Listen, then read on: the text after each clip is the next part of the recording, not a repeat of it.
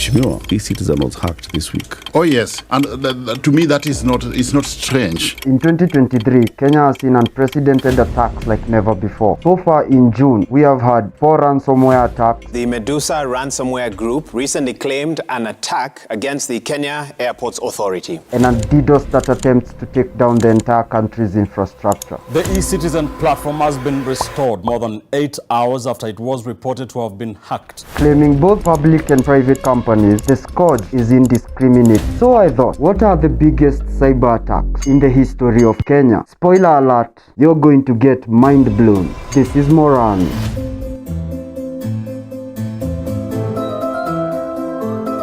One of the biggest cyber attacks was in May of 2016. This was an attack dubbed Petya. This ransomware originated from Russia, believed to have been developed by the Sandworm Group, an APT state-sponsored by Russia. Attacks began in 2016 April, and it carried a secondary payload in case Petya was not able to access admin privileges. This secondary payload was called Mischa. It targeted Windows system and specifically the master boot record (MBR), and it is believed to have hit about 40 organizations in Africa. 12 of them believed to be in Kenya and 4 of them in Tanzania, 2 in Rwanda. It was a very low-key affair, but the reason it gets into this list is because it would be a precedent and the parent of a variant that would ravage through the whole world. Other countries affected by Petya were South Africa, Zambia, and Nigeria. In the same year, 2016, in December, Kenyan companies and Kenyans were a victim of another malware, a variant of Petya dubbed GoldenEye, after the villain in the James Bond film. It is not known definitively who the threat actor behind GoldenEye was, but it is said to be a little-known group called Janus, based in Russia. It was meant to attack Germany, but it somehow spilled to East Africa, specifically Kenya, Tanzania, Djibouti. It was not as rampant and had a short lifespan compared to the variant that would come after it.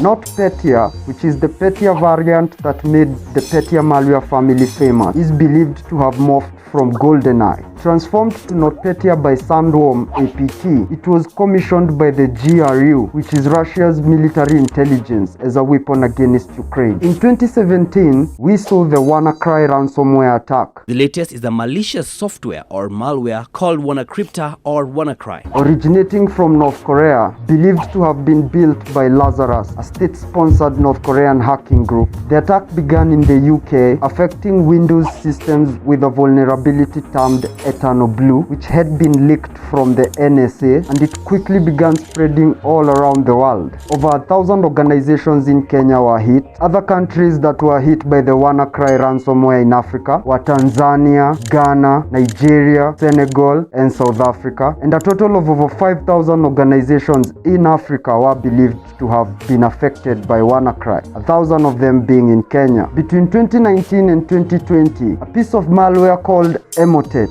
ran rampage through East Africa. It has never been connected to a specific threat actor, but it is known to have originated from Ukraine. Emotet was first detected in 2014, and it has evolved a lot since then. Originally operated as just a loader, which simply means it gains initial access and then allows other threat actors to download their malware and payloads. Around 2018 and 2019, it would evolve into a botnet as a service, and part of the infected systems or the zombified computers in that botnet were hundreds of computers in East Africa and in Kenya. And in 2020, it was when it was found to infect victims with another piece of malware called TrickBot, which was used to steal banking credentials, and it was a campaign believed to have been run by Ryuk ransomware group from Russia, which is known to rent the Emotet botnet. TrickBot specifically ravaged through Kenya and Tanzania, but also other East African countries, because this is the time when mobile banking was approaching its peak. Now let's turn our focus to Kenya, like Chinese hackers seem to be doing. In 2021, Africa experienced DDoS of critical government infrastructure and financial infrastructure. These attacks spanned from Kenya, Tanzania, Uganda, Ethiopia, all the way to Congo, Zambia, South Africa. And all these countries have one thing in common: their ties to China. Chinese hackers have been targeting Kenya since 2019. And who specifically are they targeting?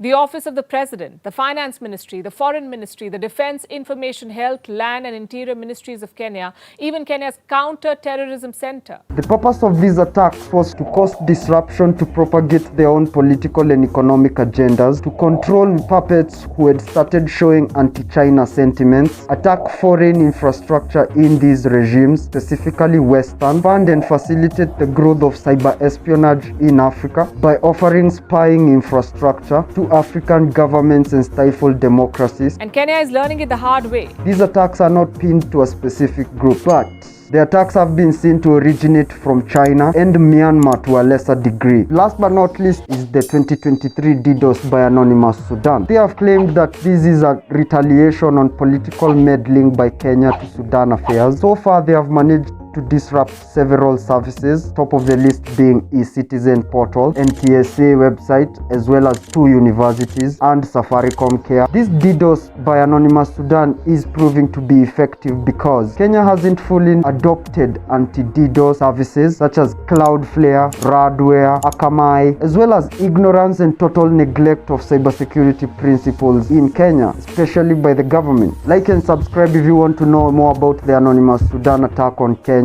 You don't want to miss that. Honorable mentions in 2023 include Naivas supermarket chain, which is the biggest in Kenya and one of the biggest in Africa, was ransomed by Alpha or Black Cat ransomware group. Kenya Aviation Authority was also ransomed by Medusa ransomware group, and they also leaked the data in a dark website. Jubilee Insurance appeared in Lockbit ransomware group for about 36 hours and then it was taken down. It is not clear if they paid the ransom. And in the latest attack, Kenya Bureau of Standards was attacked, ransomed, and had their data leaked in the dark web by Resider ransomware group in July. So those are the major cyber attacks that Kenya has suffered through, especially in the last 5-6 years. Thank you for watching. I hope you enjoyed the video. Watch this one which I tell you all about Alpha ransomware group. Subscribe so that you don't miss the next week's episode on the attack on Kenya. In the meantime, stay fresh. I'll see you next time.